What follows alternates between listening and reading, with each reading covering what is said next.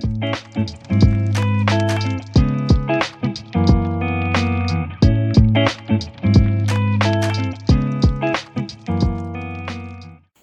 Christmas, everyone! What's up mga momshies? Mami Rapi here with the Gracies, and Merry Christmas po sa ating lahat. And today here in Lebanon, now I'm filming of the 24th of December, and maghahanda tayo ng pang Noche Buena. Ayan, ano nga bang Noche Buena natin tonight? I'm planning to make a pasta, and I'm planning to make a little bit, some sweet para kay Nura, like yung jello. Mag-bake na rin ako ng cake. I'm not sure kung is it good to bake chocolate cake or banana cake. But siguro, chocolate cake na lang. Kasi si Firas yun ang favorite niya. And hindi ko na lang siya tatamisan ng ganun masyado para hindi nakakasuya. Diba? Sara, samahan niyo ako. Ayan, dito na tayo sa aking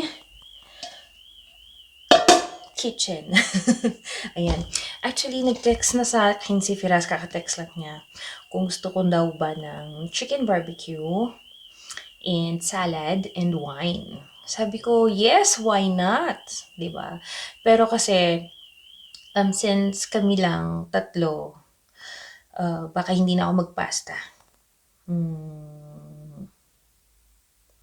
Pwede ako magpasta ng konti.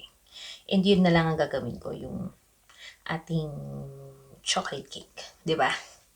Madali lang naman siya, halo-halo lang siya. Same recipe lang naman ang gagawin ko nung birthday ko na ginawa nating chocolate cake. Yun na din ang gagamitin nating recipe. Yeah. Ayan, dumating na si Firas. Actually, naglolo ko yung isang sasakyan, yung itim, yung jeep. Hindi namin alam bakit bigla siya nag-a-alarm. Tapos hindi ko siya ma-close. At hindi ko rin ma-open. So, tumakbo siya pa uwi para ayusin. And inaayos na yung sasakyan. And natapos ko na rin palang gawin ang ating chocolate cake for the night. Ayan. Sasalang ko na lang siya. Hintayin na natin siya maluto. Okay. Let's go. Moms, luto ng ating cake. Tatap na lang natin siya ng chocolate ganache later. Tsaka muna. Tapos na rin ang ating salad. So, hintayin na lang natin yung barbecue chicken ni Firas. So, nagpalit dapat kami ng ng gagawin naming setup.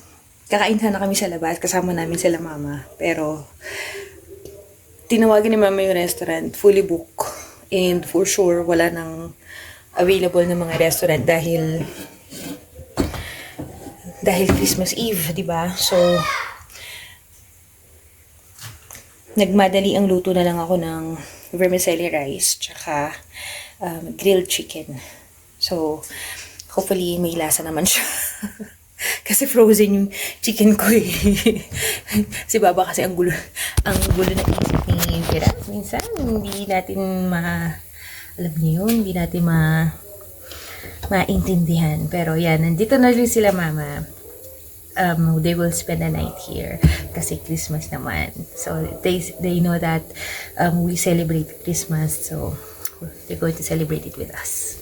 Yeah. Everyone, let's eat.